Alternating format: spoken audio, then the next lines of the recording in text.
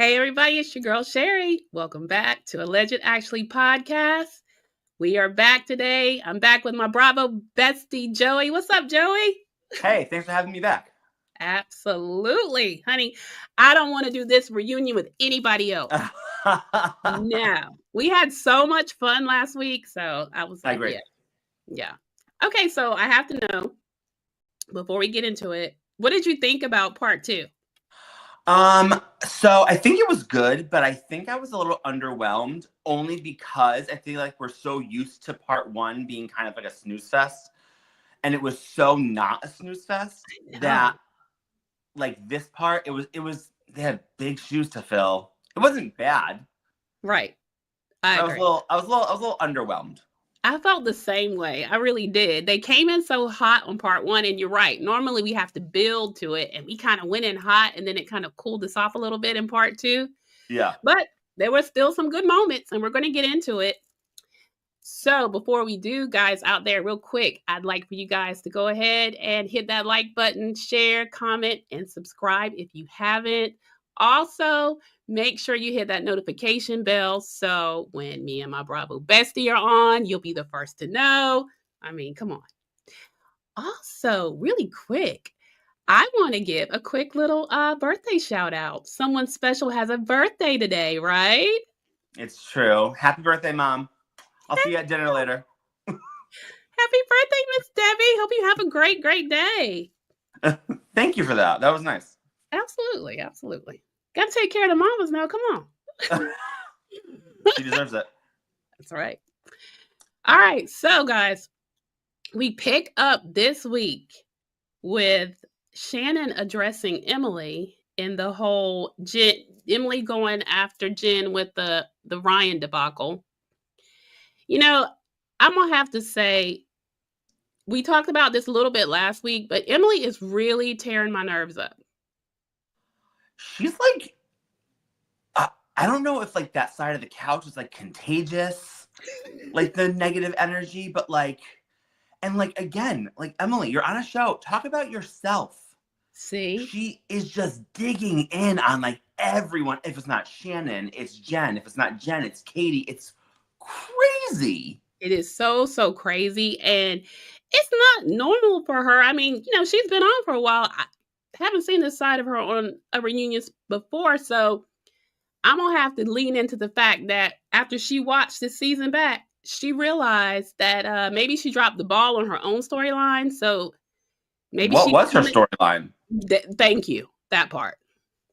And my God, if she talks about her being an attorney one more time, like, you're not practicing, we don't care. We so don't care. It's just giving like, I'm struggling this season. I'm trying to find my way. I'm trying so hard to be relevant, but girl, stop it. Because we kind of, right, we feel you, but like, you are looking really crazy on this reunion and you are not likable right now. Just saying. No. And she was like one of my favorites. Same. But it was not a good season for her. No, it wasn't. It really wasn't. And it's definitely not a good reunion.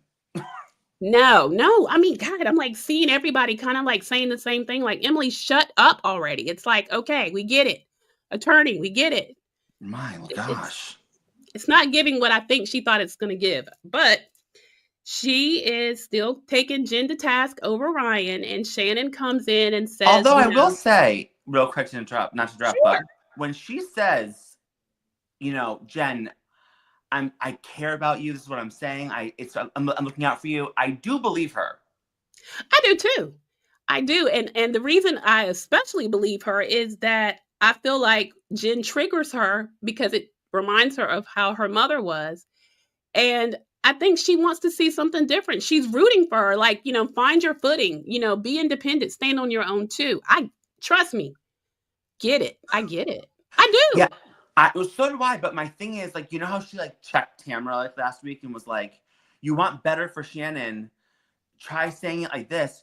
Maybe take her own advice, because I do believe that she really does care about Jenn and she is looking out for Jenn's best interest. But the way she's going about it is just not right. The whole message is getting like lost in translation because you just seem angry. Yes. Oh, that was good, Joey. You know what? That was a word. Thank you. Because I didn't think of it that way. She did. She was like, you're not going to be able to bully her. And the same thing, Emily, you can't bully Jenn into finding her independence. She's going to have to want to do that on her own. Right. Hey, see, that's what I'm talking about, Joey. That's what I'm saying. But exactly. And it was more of the same. Shannon was like, look, if all she's saying is that Ryan was on that account, and Emily's like, well, that's not what I read. And then it didn't help that when she kept trying to make her points about Ryan, because she really wanted Jenn to just say, okay, guys, yep, my man screwed up. Right. He was wrong. He's on the straight and narrow now. But, Jenn's not going to give that. And so no matter how much you dig, no matter how much you put your attorney hat on, it ain't happening. So right. Move along. Move along. And you yet said your piece like 300 times. We are tired. Really. And it's not like he has immunity. We talked about this last week. Look, if he should, and I do want to get your thoughts on Ryan. We talked about it a little last week. But I understand, you know what? And it wasn't just Emily. Heather said something that I thought was good. They all have discussed it, because let's be clear. If she was in my friend group, I'd be concerned too. I mean, what are your thoughts? Absolutely. Yeah, absolutely. Like I said, like last week, I kind of, he's like the same boat with me as like a Louis from like New Jersey, yes. Where like, I like love Teresa, and I can't even pinpoint it, because he's good on TV to her. We see that he's really good to her. Something sketchy's going on. And I feel like Ryan's like the same way. I mean, he clearly treats her so well. Mm-hmm. We've never seen him raise his voice. We've never seen him be anything besides worship the ground she like walks on. There's clearly something not right. Yeah. And like and again, as her friends though, right? If my friend was in that position, you can voice your opinion, but at the end of the day, she's an adult. She can do whatever she wants. So you voice your opinion. It's off your shoulders. Like, just like support her. Maybe you are wrong. I don't know. Maybe we're all wrong. Right. And maybe even if we were right in this instance, because he got this immunity, he learned his lesson. I mean, that's all we can hope anyway, right? I mean, right. You're right. You can't beat it to death. So no, they let that go on a little bit too much. But that's my boy. He did have a moment where he did shut something down, and we'll get to that. But then Andy brings Katie in the mix and kind of asks Katie if she thought that Ryan was guilty of any wrongdoing. Poor Katie. Of course, she's gotten not having a good time up there. She's not. And I thought, okay, they put a hurting on her on part 1. Surely, in part 2, she would get a reprieve. Not at freaking all. No. Look. And you notice like her face, like she's not having a good time. No, she's not. She looks like she wants to bust out of her skin. So uncomfortable. She's almost in like physical pain. That's what it looks. She's just very recoiled. I feel it's just it's hard to watch. I can't say they haven't done it to a newbie before. I know that they've done it like this, like cluster where everybody kind of gets a piece of her. Other than Shannon, it's not really. But Shannon does jump on the bandwagon a little bit when we get to the part about her daughter. But it's a lot. Her only real full ally up there, I think, is Jenn. Jenn, that's it. That's it. Yeah. And I find that really bad, particularly because who she really had the issue with was Heather. And what's really making me angry, particularly at Emily, is how they are being so fake in front of Heather, like, you're not going to get me in trouble with Heather. So I'd rather come for you. I'm going to get you all the way together because you're not going to get me on this woman's bad side. I hate that. I really hate that. I do. I agree. Yeah. So anyway, Katie says she doesn't believe Ryan's done anything. And Jenn says, no, you can be honest now. And she's like, no, after I got to know them. I'm like, no, that's our alliance. They got to stick together. All they got is each other. I swear. That is so true. Ugh. Heather then she pops in and says, look, everybody, including Tamara, cares about you, Jenn, and we just, concerned and don't want to see you end up in something you can't get out of. But Shannon was like, please don't speak for me, though. And I don't believe that Tamara cares about Jenn. I don't either. Tamara cares about one person only, and that is herself. Amen. And she's lying through her teeth. Absolutely. Now, I have seen a lot of people talk about how we're seeing a much more subdued, I know I said demure last week, but let's say we're seeing a much more subdued Tamara. What do you think about that? Because, Well, so she has been much more quieter than we're used to seeing her, which is throwing me off like a little bit. Mm-hmm. But everything else we're seeing is like the same. The denial, the wall up, the attack on others, even though she's not screaming, maybe it's like the same course of action she's always taken is like still there. And I was going to attribute it to, oh, well, she started therapy. She's figuring out her anger. But did you catch last night when Andy said, oh, you start therapy tomorrow? And she was like, oh, tomorrow? But last week you told us you've been in therapy figuring out your anger. So you're even lying about therapy. Yep. I caught it. I caught that tea. I was like, wait a minute. So you haven't been yet. So interesting. That was literally your whole intro was about you being in therapy. Yep. Definitely. And then bashing Shannon about her therapy when you haven't even started. I know. Classic Tamara. And I agree. Classic. I mean, she wasn't screaming and all crazy, but she certainly used her manipulative tactics to still say, well, I'm sorry. It's just that with Ryan, I repeated what I heard in the streets about the house being raided by the FBI. See, what you do when you do that is you still get it out there.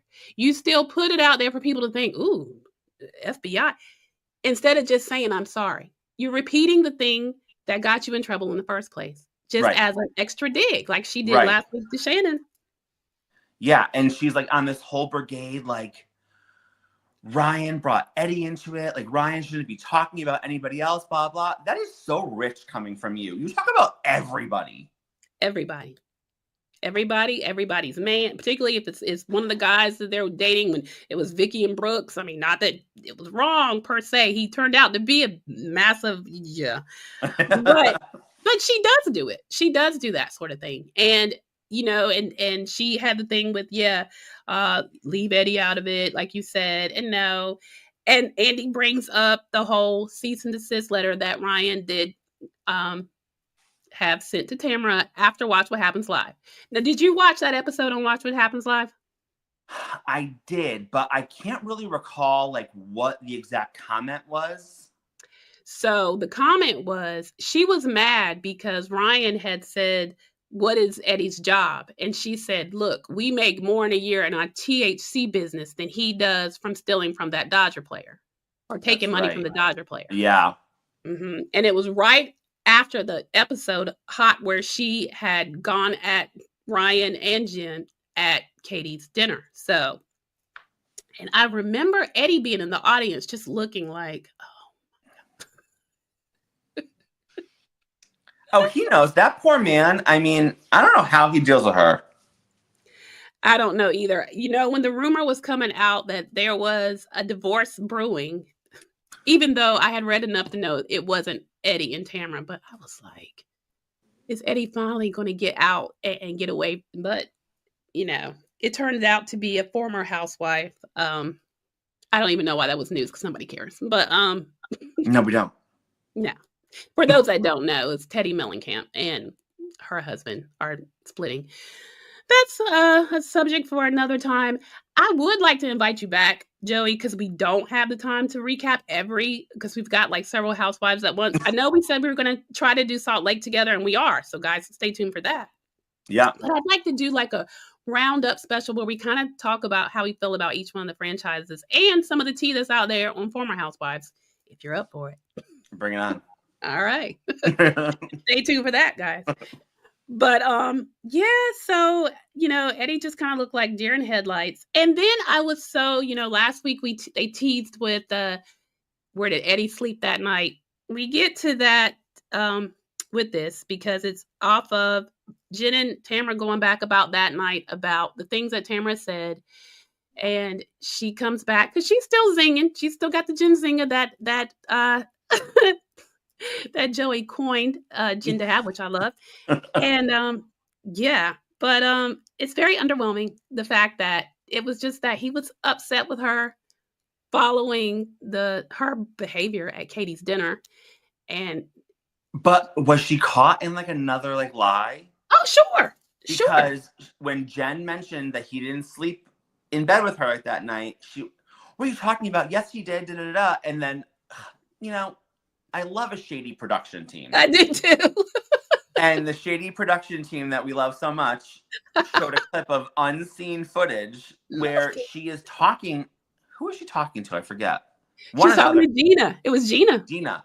About how she doesn't know. Maybe he slept on the couch that night, blah, blah. So then you're caught in like another lie. It was so good to me. And they are just outing you at every chance on this show. You know what? They are relentless. And if I was sitting on that couch, I would be like, okay, if they're going to ask me about it, they probably have footage. I may as well come clean or else I'm just going to look crazy. And she did. And I loved it. She ain't got no shame. No. And Gina was kind of like, sorry. Woo! So at that point, there was just more of that. And we'll basically wrap that up. I mean, I'm still very impressed that Jen is still holding her own. With Tamara, she did tell her, look, as they kept getting into it, she was saying, at some point you have to know that people get sick of you and they're going to come for you in your mouth, which I loved. When talking about the whole cease and desist, she had a weak apology for that she misunderstood. And no, she didn't. Yeah. And then she also went on to talk about how, she was like, look, you go so low. And at this point, the other ladies begrudgingly admitted, Shannon said, she was like, we all go low, Tamara. And Shannon said, you go lower. And Gina was like, well, you're fierce, but when you're mad, you do spit venom. And did you not love when Andy was like, when she was like, oh, okay, I won't deny that. And he was like, well, then why are you being so defensive when they're calling you on it? Right. It was good to me. It was good to me. Yeah. All right, I'll give your boy that one. See, Andy, you're redeeming yourself to a little something. He had a couple of moments. He had a couple of moments last night that I thought, okay. He was good last night. He was much better than he was on part one. Exactly. Like I said, but he even had a moment with Shannon that I was proud of him for. So yeah. Yeah. He did. Oh yeah. When Jesus Jugs was like yapping away and he was having a side conversation with Shannon. Love it. Ignore her. No one cares. Right. Alexis, that was a little tip off. When Andy is like co-signing and signing up with Shannon, you are done, so baby. Bye. Just saying. So from there, y'all, basically the only other thing that I have on the Jen and Tamara situation was they talked about the background check thing that made Jen really go off in London, because we do start talking a little bit about London. And a viewer asked, or Andy asked her, why did she not care to let Tamara show her the proof that Shannon was behind it? And y'all, let's be clear, at this point, she said, I was just so mad I didn't care. Plus, she doesn't care what happened. Again, like, that is like the past. And we know a housewife loves dusting off a history book. Mm-hmm. But, like, at the end of the day, Shannon is never claiming, like, oh, I've never done anything wrong. Nope. And like we've said, Shannon is changing. We're seeing changes. She's a different person. She's apologizing. She's owning her stuff. I mean, Jen doesn't care. In this moment, right now that we're living in, you are going at me and my man hard. I don't care what Shannon did like last year. Nope. Stop deflecting. That part. I agree. I completely agree. And, it was good to me. Yeah, they were like, she was like, look, Shannon has apologized. I believe Shannon. It's you, Tamra, that I have the issue with. And again, rightfully so, y'all. So, I'm sorry, Jay. Go ahead. No, 100%. Yes. Tamra's the issue. Jenn has an issue with Tamra. Stop trying to make it about Shannon. Much as you try. Nope. Didn't you do Shannon enough this season? Leave her alone. Telling you, right. The last little thing Andy does ask, and we're going to wrap her up, is that, did she seemed to feel vindicated by what came out at the end. And he was like, you seem to be gloating. She denied it, but we all know she was. Shannon brought up the FBI hat. Yeah. Again. So tacky. More deflection. And the last piece of that, y'all, which to me, there were a few little takeaways from part 2. This was one of them. When Jenn was trying to make her point, and she said, just like after Shannon's luncheon for her birthday, that she asked Heather, is Tamara really your girlfriend? I mean, is that like really your friend? And that's when the historical friend comment came out. Yes. Joey, I got to hear what your thoughts were. Well, number one, damn well that Jenn did not make that up. Like, no one uses like that term, but nope. I could 100% hear Heather Dubrow using like that term. It sounds very much like her 100% to me. And like, that's just not something you would like make up. Like, if I was going to make something up, I'd be like, oh, you said, they're like a fair weather friend maybe, or they're sort of a historical friend. That screams Heather Dubrow. And she knew that she said it, and she knew that she was caught out. She did. And it was so funny because she was like, first of all, I don't talk like that. Ma'am. Wasn't it so funny? Because not only does she talk like that, when Jenn said it, I could picture her leaning in, doing this. That's a very Heather Dubrow move. Yeah. And then with like that like lower tone, she's a historical friend. Yeah. Yeah. Which was so funny because I was like, now, honey, you can say what you want to, but we all just heard it in your voice. Right. Right. So there's that, y'all. So anyway, we then get on, we start talking about the London trip, and Andy brings up all of the crazy attempts at the British accent, which were ridiculous. Whose was the worst in your opinion? Oh, poor Gina. It was just so, and like the whole like Harry Potter thing, and like, she was like just giving every like cliche. It's just so bad. It was so bad. She threw the Beckhams in. I was like, no, ma'am. Leave Posh Spice alone and out of this foolishness, please. But in saying that, I love a cringy television scene. So yes, it gave. So she might have been the worst and also my favorite. Mine too. Because you got to be bad when the producer was just like, enough. We can't. It also showed another cringe moment. And I want to talk about this a little bit. We both said we love Emily, but there's things about her I don't love. The cringe scene when she brushed her teeth on the plane and rinses her mouth with Dr. Pepper. Dr. Pepper. Yeah. And see, this is my issue with Emily. I feel for her with how she's triggered by Jenn, with how she grew up. Andy even asked a little shady question when we get there. I mean, maybe it was shady. I felt it was. But, you want to feel for her. You want to rock with her. But then she does all these attention-seeking scenes. Like, why? Just why? Why that? Why the peeing on the ground? Why the sandwich in the sauna? I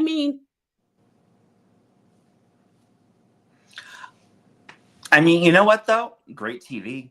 It is. But that's, to me, a woman that doesn't care, that owns it. And then, 5 minutes later, you're crying in the corner because somebody says something about, it's the opposite of what, but, look, she's got to get her moments where she can get them. And again, like I've said before, it worked. We're talking about it. So. She didn't share anything significant about her life. So I guess all we have is Diet Dr. Pepper. Right. Agreed. So he also brings up, which I thought was so funny. He had some shady coin phrases too. Jen's finances and the amateur accountants. I loved. Why? But why are we still talking about Jen's finances? Like Emily physically can't stop talking about Jen's finances. She can't stand it. And for a woman who apparently your in-laws fund your entire life, for you to talk about anyone else's finances, it's crazy. And like you talked about them a huge majority of part 1. We're in part 2. Move along. We're right back at it. Right back at it. We're back at the broke Barbie, the dingbat. I tell you what, though, she owned it, honey. And look, she owned the whole Stand By Your Man thing. Did you see her TikTok doing the lip sync to Tammy Wynette's Stand By Your Man? Sure did. And I loved her Barbie bathing suit. Me too. I mean, again, this is why though they attack her and they hate her, because she owns every downfall she has. And that makes her so dangerous to them because they have nothing to throw at her. Mm-hmm. Nothing. And even you want to call me a name, I'm going to own it on social media. You want to do this? I'm going to do, I mean, she really is, for season 2, you know, wet behind the ears, she really is owning this and figuring this Housewives stuff out. She is the breakout star, honey. I mean, you're right. It took her a year, you know, to get herself together, but she came in season 2. She warmed up a bit, and she hasn't stopped swinging yet. I mean, here to stay. And honestly, I am here for every bit of it. She did that. So the other part, you know, when they brought up her finances and all that, so we know that piece of that is, and we'll do it quick, you know, the whole eviction thing. And Andy I think Andy's just as perplexed as I am. And he asked Emily, is your anger about what you didn't get in life? Like, what is your anger towards her? And she explains the mom thing that we already talked about. Then she throws in her attorney hat back on and says, look, I just didn't like the fact that you signed a contract and you didn't know where the money was going to come from. But I caught something. I don't know if you caught it. Well, I'm sure you caught it. You were watching it. When Jenn said that when they initially went into the rental home that Gina helped them get, that she was still living there with her ex. Okay, so I actually wrote that in like my notes because I was like, did we miss that whole part of it? Wasn't mentioned in like the show. They threw it in as if we were already supposed to know this information, like the reunion. And I was like, wait a minute, that house, he was living there? And I was going to ask you, did we know that? Nope, we did not. Because I was like, ma'am. Okay. I thought I was like going crazy. I'm like, did I miss that in all this drama that he was living there the whole time? Like, I don't get it at all. No. I was like, Jenn, you just want to slide that in there? I mean, you know, okay. I mean, that should have been her defense the whole time. It makes sense. I mean, why is she going to be scramping and scramping if I moved in with my husband and he normally pays the bill? What? Right. Yeah. Yeah, it seemed like a big thing to miss throughout multiple episodes of this being a storyline.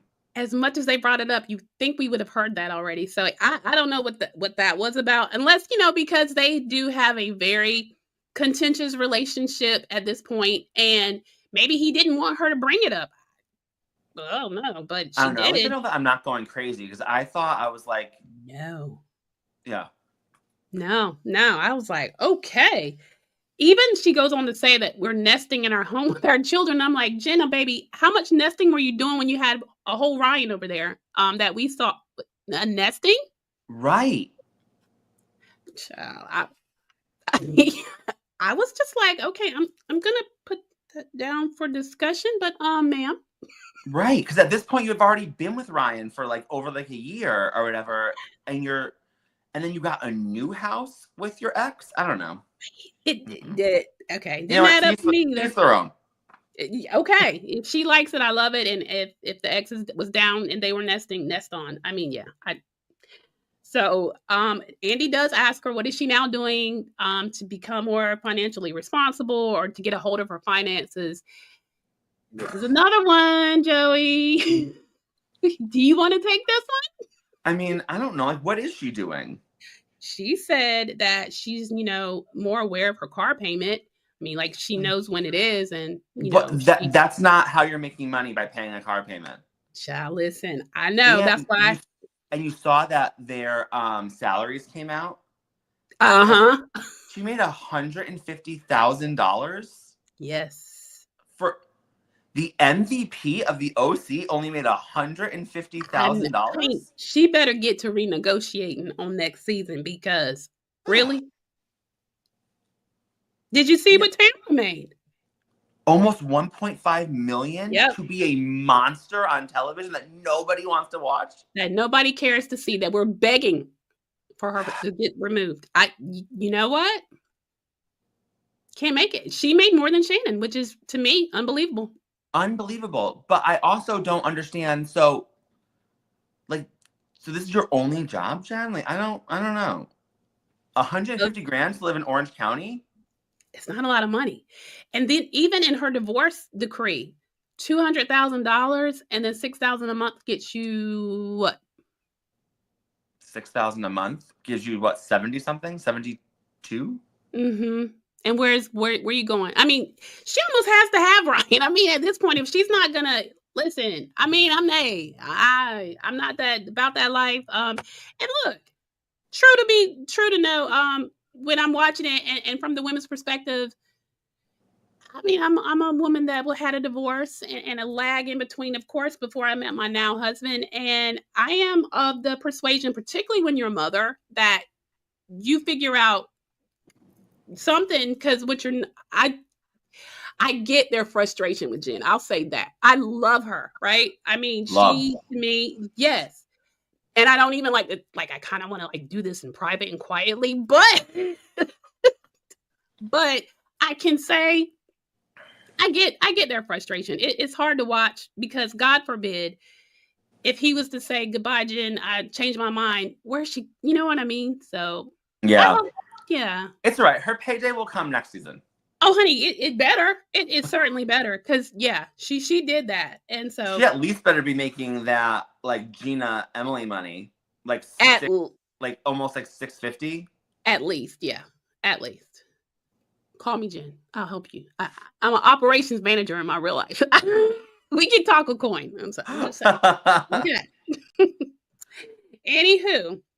We even go and they do the whole Gina and Jenn redo at Lola's Cafe. Back to the scene of the crime, where they had the big showdown when Gina was mad about Jenn getting evicted, which she didn't get evicted by herself, we find out. Nonetheless, they are now in a better place, so they make fun of it and have fun with it. I was here for that.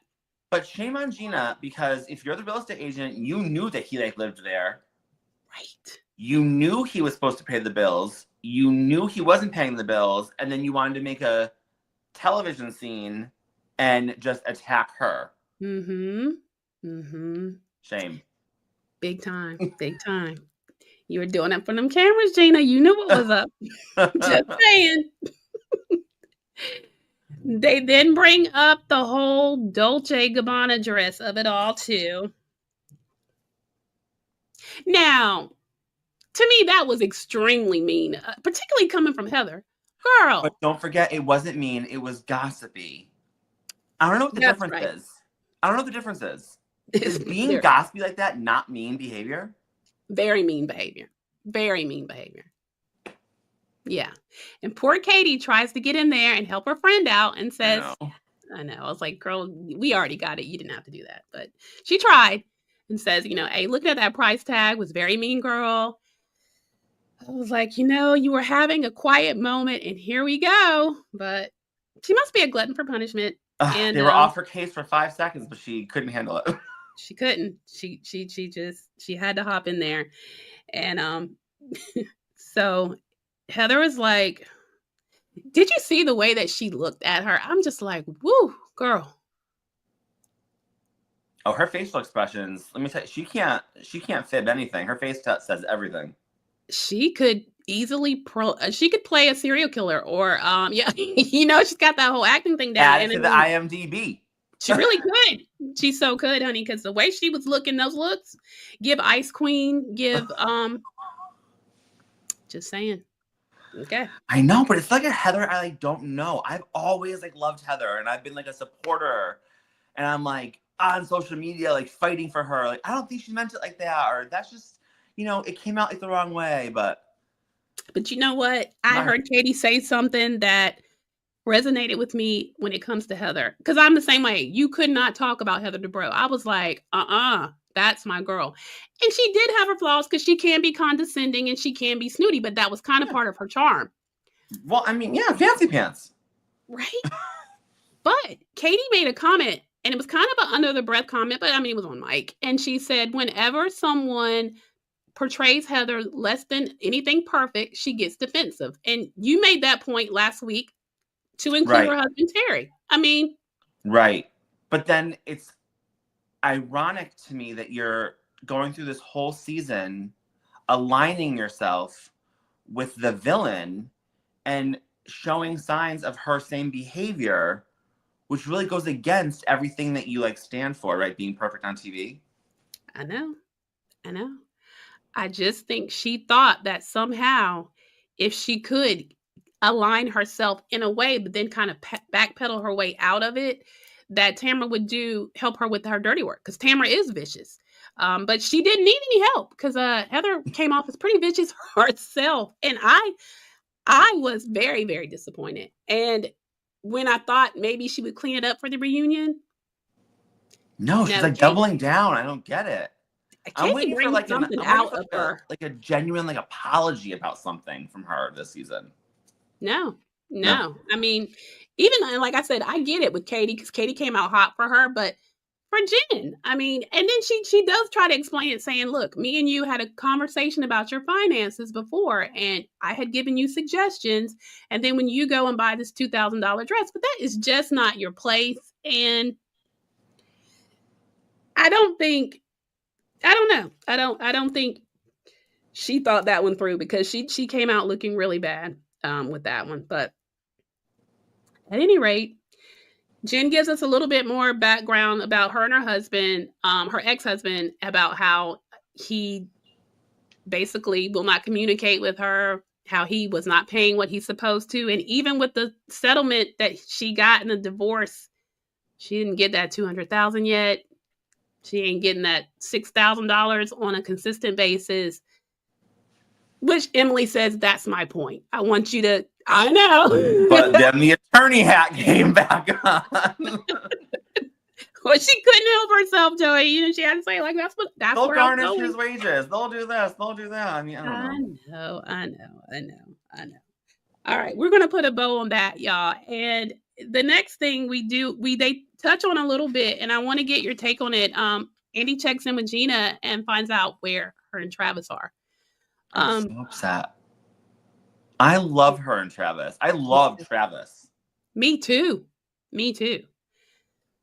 I don't know. I don't understand this, like what they're trying to do with this whole like separate like living thing. I know the ex-wife is a problem, but like, aren't you like letting her win by letting her dictate even like your like living situation? I mean, not that she's like dictating, but you're separated, because of her, so she is winning. Mm-hmm. And like, Travis is a 10 out of 10. You better. Alexis says that they hang out like every day. She says what she said. But I mean, where it's concerning is Travis is not happy with the situation. So how long is that going to last? Right. And I don't know. I either got the sense of one or two things.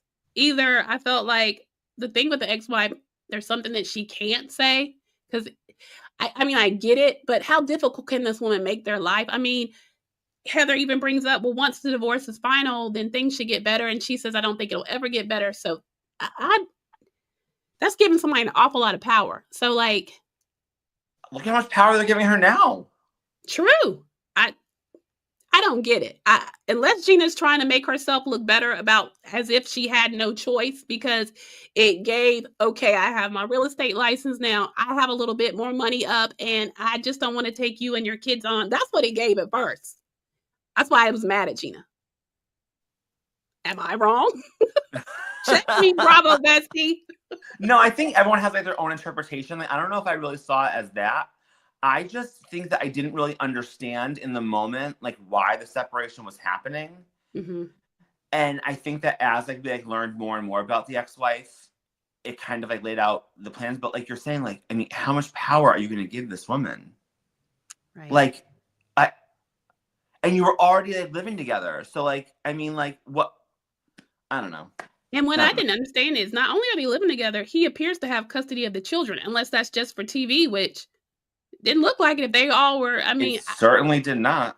And so, listen, I don't know, but I guess, maybe that'll be more of her storyline next season. We'll see. I don't know. I hope Team it's actually Travis. resolved. I hope it's Yeah. resolved. She better get this together because Gina, do not lose Travis. I agree. She's a lot. And I mean, that man, even when he speaks, like, I get calm. Like, really? You're right, Travis. You know what I mean? Like, I just want to be a better person for him too. You know what I mean?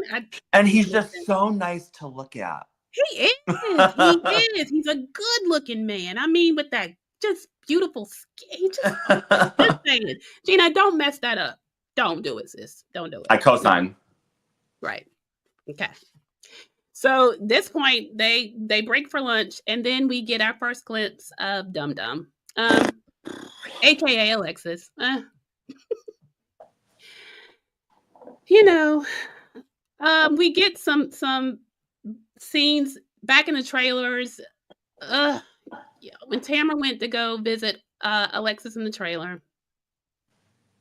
Joey, I know you need to get in here on this one. When she said that when Tamara gave her the advice not to be his voice, and she said he didn't have a voice for 4 years, so she had to be his voice. Right. He's been quiet for 4 years. What? What show were we watching then? Is she like, has she been gone for 4 years? Like what? No, he has not been quiet. And you have to be his voice. I'm sorry, but I had this argument with somebody today, but like she has like likes being controlled. And you can say you're speaking for him, whatever. No, like he's literally verbatim telling you what to say, as they proved like last night. And you're just regurgitating it for him, which is crazy. It makes her look so much dumber than she already looks. I thought like by the time like the reunion taped, she would have seen all like the backlash they're getting and maybe like changed her tune like a little bit and tried to whatever, like, kind of like a Tamara maybe. But like, she didn't learn anything. No, nothing. She was still on it. I mean, still coming out. Just her whole purpose for being is John Jansen. It's so weird. And she must dream about Shannon Bedore because, I mean, that woman lives rent-free in Alexis's mind like no one else. She does. I don't get it. I mean, I don't get it. But anyway, so they're all waiting for her to come to the stage. So we get to see her backstage a little bit. But when we come back to set, we have to go through the storyline of Katie, her daughter, Kailey, and the babysitter Flub. Okay. This was a lot. I was so angry with Emily for... First of all, I'm going to get your thoughts, Joey, because I feel like sometimes I'm cutting you off. I don't want to cut you off because I love what you have to say. You're not cutting me off. Okay. But I just think I was annoyed with it, like with a lot of people there. Yeah. Even Shannon got involved. And it's like, first of all, like I said like last week, I know that it was like a storyline, like shame on Bravo. We got to stop talking about each other's kids. Yes. But they're like attacking Katie for her daughter's like TikTok account or Instagram or whatever. And it's like, her daughter's 20 years old. She's an adult. Yep. What do you want Katie to do? Katie said she didn't agree with it. Katie said she told her, I don't agree with this. I don't know what they want her to. They want her to monitor a 20-year-old adult's social media accounts. Like no. It was so stupid. It was so stupid. I mean, all of them. I mean, okay, I get you didn't like what she had to say. But look, my children are 28, 26, and 24. Look, I don't agree with everything they do, but they are grown. So First 20 of is all, I don't grown. believe you have kids that old. Thank you, but child, I After do. this episode, I'm gonna get your skincare routine. I'll give it to you off camera. But yeah, But it's yeah, crazy. Like, do you control like your kids' social media accounts? nope, I sure do not. Now I might be like, hey, bruh, or I have what my oldest is my daughter, who Yep. y'all see over here, Bria, my co-star when she feels like it, and my boys, and I may be like, hey, you might want to take that down, but if they don't, they don't. I mean, And that's what Katie did. She gave her opinion. she did. She did. That was so crazy. And let's be clear, Heather, not you, Shannon. Even Jenn hopped in and said, "Oh, if that was Everly." So I'm assuming she has a 20-ish or something year old child that said if Everly did that, I would tell her to. You can say what you want to, but you cannot control it. And you know, I think that was ridiculous that went on as much as it did with all of them attacking her about what her daughter put on TikTok. That Can everyone just give Katie a break? apparently not. No. I tell you what though, she after this, she would have earned the right, to come on back for her sophomore year. I really hope that they bring her back. I hope so. I really hope so. Because not just because, I felt like she got a beating the part 1 and probably will for all 3 parts a little something, but I think that she actually is a really good addition. Well, and I love that she's held her own the entire season. That she has. These women are not shaking her, which they're not used to. And I think that they need people like that, like stronger characters that like bring it. Like they didn't shake her. Her face is giving a little bit of I'm exhausted with this at the beginning, but I mean, but she was not she didn't cower down. She wasn't begging Heather for her like forgiveness. It was just kind of like, get over yourself. Yep, I stand on it. Or what did you want me to do? My daughter's grown. Which leads into the whole babysitter thing, y'all. The stupid thing with Emily's twin boys that are 9 years old, by the way. Now, yeah. Again. Well, did you see what came out in the blogs? Yes. That another sitter of theirs said that Emily is for sure lying because she knows that they talk about Heather negatively in the home or that the kids have said other things. And you know what? We love a Katie vindication story. Absolutely. I was so glad. I was like, boom, there it is. Because first of all, I think all of us watching, first of all, and again, being a mother, 9-year-old children have a lot of sense. Okay. To include, I don't know how old Bandon is. I think he's younger than 9. Katie's little boy. Children have so much sense. We don't give them enough credit. And her boys, I believe, did say it because anytime one of those boys said, when she's like, what should we bring to as a housewarming gift? And, he says pot. Look, children listen to what you say. They deduct they deduct their own opinions. And let's be clear, if they think somebody's coming for their mom. Oh, 100%. Don't come after my mom. Thank you. Don't come after mine, and mine will stand on business about me. I feel like we've seen her and Shane have like adult conversations where the kids are around, and we know Emily likes a drink. Yes. And I'm sure she maybe gets a few in her and says things that maybe she wouldn't even say around her kids. You know what I mean? Not like maliciously, but I mean, I don't know. Just own it.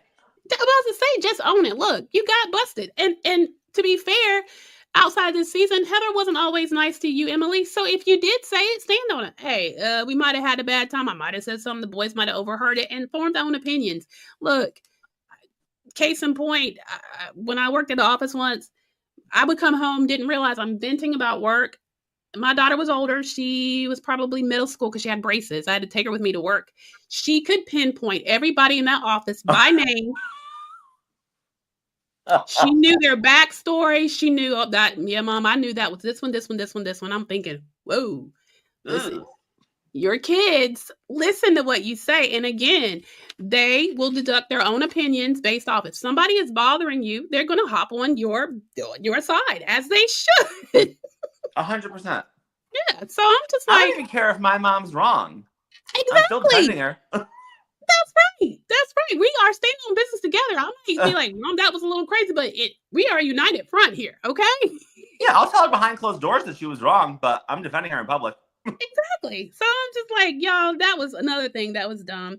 Just own it, Emily. You got busted because she was like, you were jeopardizing my relationship with Heather, my friendship. I'm like, what are we again? Are we back in middle school again? This is so stupid. And they just want Heather to like them so much, her and Tamra. I don't get it. It's so stupid. And then Heather was like, I just don't know what I've done to you, Katie. What did I run over your cat? She was like, I don't have a cat. I loved it. Didn't you? I loved it. Just so uninterested. Because again, they don't get to her. She's like, whatever. I love it. That's why I said, hang in there, Katie. Come on back next season. You're also a fan favorite. I mean, you did that. Yeah, and our girl Jenn needs an ally. She's got to have one. So we need you to come back and support our girl too. Mm-hmm. So yeah. So they continue to grill Katie over that. And then basically, eventually Andy says, all right, we've beaten this to death enough. And then Heather's like, well, I could have beat it more. And I was like, here we go. At any rate, finally we get off it. Thank you, Andy, for getting him off. You finally stepped in. And here's another thing. I'm like, Andy, watch your back. I think Emily might want your job. I mean, because she was just interviewing. I mean, do you think it's this guy? So do you think that if this changed, it would be like, I'm like, girl, again, get your own storyline. She has no more storylines to give us, clearly. So maybe that is like her next step, the natural progression to go from the couch to the main seat. That's it. Maybe she is going to be in that chair, honey, next time. I hope not. Because despite me and Andy having a little bit of difficulty, we are still very much here. And listen, I still need him to host those reunions. I just need him to get it together. Okay. All right. So Alexis enters the stage. You know what we didn't do last week? We didn't talk about her dress. Ew, what'd you think? I thought it came off like the clearance rack, like a wet seal in like the 90s or early 2000s. Yep, I concur. It looked cheap. It looked, yeah. She should have worn that to like the tacky bridesmaid party. I mean, 1000%. that thing was horrid. It's awful. It was. I mean, I hope she didn't spend more than like, I don't know, $20 on it. That's what it looked like. It was screaming wet seal. I swear it was. And back in the day, honey, when it was time to get that club gear together, wet seal, it was. It was not good. And it was not good. You know, some people are like, oh, like that was like a really good like sitting dress or a standing dress. It didn't look good either which way. It was just not. It had no place. But you know, she could have had on. I don't know. But yeah, maybe she put on how she felt because it looked crazy. Crazy. What I loved, you know, she came out. Andy congratulated her about the engagement and asked when they were going to get what if they set a date, and she said within the 12 months. And everybody's kind of like, how about the cringe story of when she and John got engaged, and she says that her son Miles sent out a group text. Did you notice how they weren't even paying her attention? How dumb. I mean, did you pick that up? I feel like she was just like talking and talking and talking. I feel like nobody was listening to her on like that on like that stage. No. A little secondhand embarrassment because like we just like don't care. We don't care. And Andy was not even paying her attention. He was side talking, and I was like, Alexis, baby girl, I know you're, read the room. They don't care. She's on this whole speech about God and being a better person and blah, blah, blah. And I'm like, if this is you being a better person, I would hate to see you being a bad person. Exactly. And you know what? And this is what I was talking about a little bit. When Andy tried to clue us in, which, I had already known that she could have talked about her storyline and got off of John when he brought up about how her and Heather bonded over their children. And I guess he was trying to find out if maybe her stance has changed from when she first came on, with how she came off as very extremely religious and very regimented, maybe even judgmental, and the fact that she has children that are LGBTQ, and her and Heather bonded and over that together. And he was trying to see, like, I thought that was an opportunity she could have hopped in, talked about something with some merit, something that she wanted to breeze it right over. She glossed it right on over and went right on back to John. Right. That was the point I'm trying to make. Yep. Girl, there was your moment. Yeah. And still too dumb to take it. And he tried to throw you a bone and you let it hit the ground. Right. Give you like a brief second to look like an actual human. Thank you. Thank you. Because I would have been like, okay, that's interesting. Let me hear. Let me see. Or is there any depth to you at all?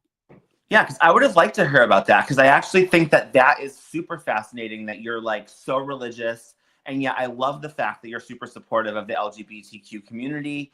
Me too. That's what I want to hear about. Because I want to hear about you just the same way I want to hear about Emily, and not like you talking about everybody else. Like, nobody wants to hear about John. And if we have to have you on our screens, talk about you, not him, you know? Talk about something that, again, humanizes you, that makes you relatable, that makes you think, okay, well, she's not that bad. Nope, went right over her head. She is that bad. She lives in the land of delusion. At any rate, he talks about Tamara and Alexis squashing their beef. Nobody cares. No, Tamara was going to come and be that ally for her no matter what. Exactly. And Tamara was happy to do so because she was going to come for Shannon. I mean, so... Yep. They talk about the lawsuit. We find out that the negotiated rate of $70,000 was because John wouldn't take her first offer, which was half of that, $35,000. She decided to agree because her legal fees would exceed that. Makes sense to me. And she was still waiting to hear his answer to it. But you could tell that Shannon's still emotional about that. I don't blame her. Like, I wouldn't want to give him a red dime. I just don't get why you won't sign the contract based on a mutual non-disparaging clause. Yes. And it's like, right now, you guys are both on TV, just like bashing each other. It's like crazy. And it's not like she's saying, I'm going to continue to talk about you and talk about me. She's saying, I will pay you what you need. And then we're both going to start talking about each other. He says no. That shows you what type of person he is right there. Yes, it does. Yes, it does. 1,000%. And I think, to me, the first impression was that the disparagement was for him to shut him up. But when she said mutual, I was like, okay, now what? First time we heard that too, right? Yes, absolutely. Absolutely. Yep. But I was like, okay, so now, again, you're right. So now what would be the holdup now, other than you want to be on the show, you need the storyline, it's stupid.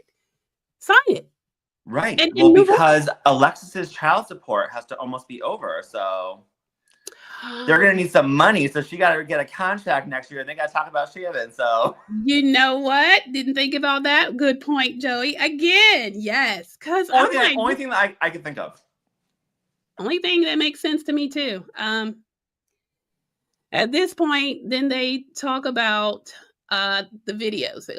Emily brings up, she says about the disparagement clause was in there, and she's like, Emily can back me up because, at this point, now they're looking to her to put her attorney hat on. I'm like, you've been wearing it all this time, so now we need you to step up, and I want you to speak as an attorney. And she says, yeah, they talk about how it came up in Big Bear. Alexis lies and says, no, I was in a dark place. I wasn't going to show the videos, and they show unseen footage again. Good job, producers. Yep, love them. Love them.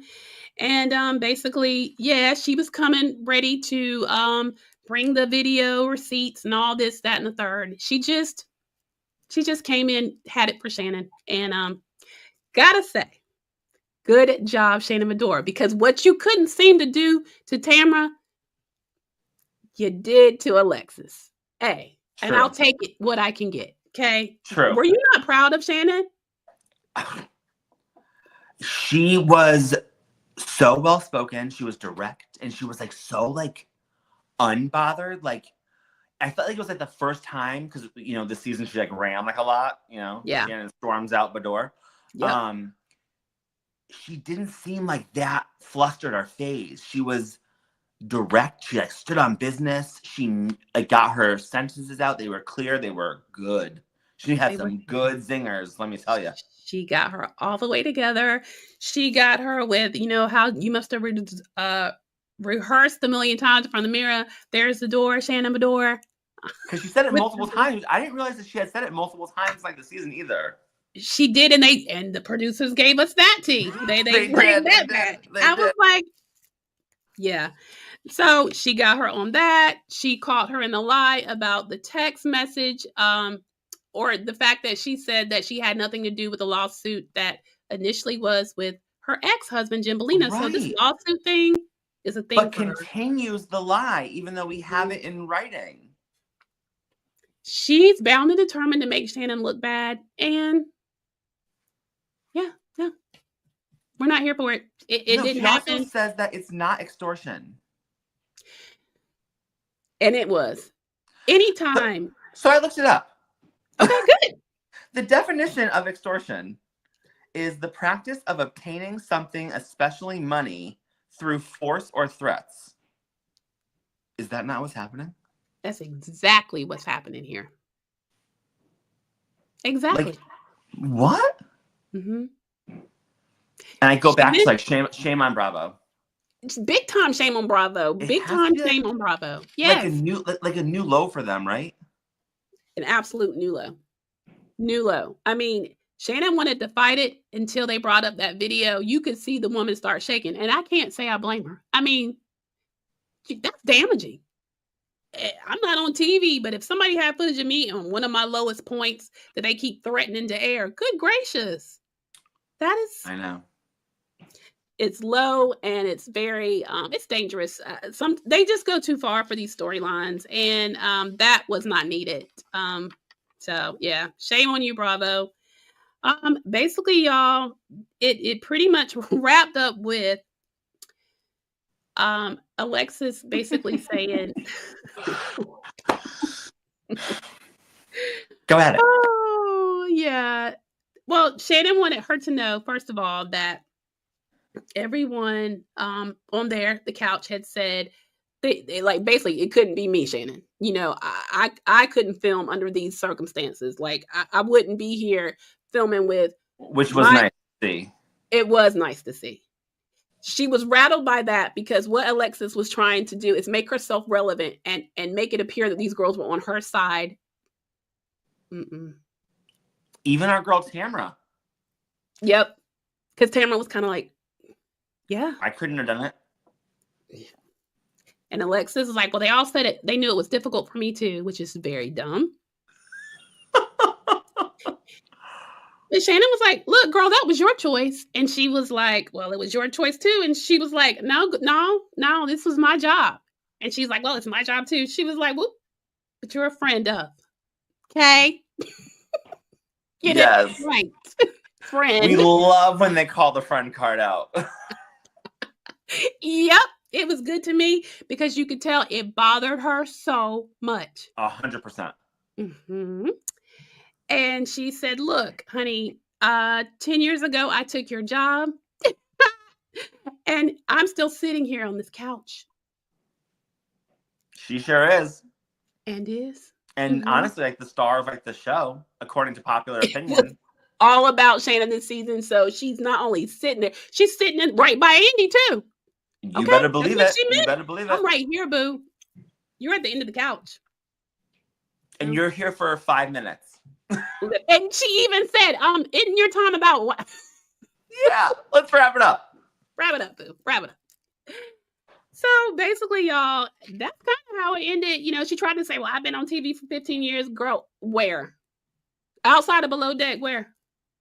I thought I was going crazy there too. Nope. 15 years on what? If it must have been on Tubi. I feel. Listen. Went right by me. So maybe it was like, maybe she was on TV in like another country. Maybe she was on like BBC or something. I don't know. maybe, honey, maybe so. Maybe so.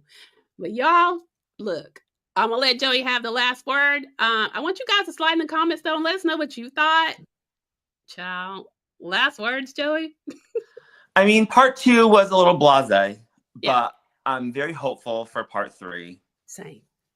I mean, I really don't know, like, where do we go for? I mean, they talked about like the Ryan thing. I mean, I'm assuming Alexis is still going to be there, but like, I mean, I really don't know what we have to really to talk about. But I mean, I'm very hopeful that they're not going to like do us dirty with a boring part 3. I hope not. I'm thinking you're right. I feel like they've covered all of the big storylines that we had this season, unless there's going to be some tea revealed or something, and you would think they would have teased that. I don't know, but we'll be tuning in, guys. Some resolution. That would be great, unless. No, you know what? Hopefully there is some resolution. You know, the way that they're going to have to move forward depends on it. So I'm with you, Joey. I was going to say, except for Shannon and Tamara, but I don't think it'll ever be the same. No. I don't. No. I don't think Tamara's relationship with a lot of people on that stage are going to be the same after this season. No. Because of how dangerous it got. I mean, it's Shannon today. It could be any one of them next season. Right. And they have to be down with that. It's been Jenn for 2 seasons. That part. So, you know, there's that, guys. But thank y'all for tuning in. Again, like I said, if you haven't yet, go ahead, like, subscribe, share, and please let us know what you thought in the comments. And we will be back next Friday to close it up on part 3, guys. You won't want to miss it. Come back and chat with me and my Bravo bestie. Thank you for having me. I appreciate it. Absolutely. Glad to have you, Joey. Make sure you're back next week. I'll be here. All right. All right, guys. Bye. Bye.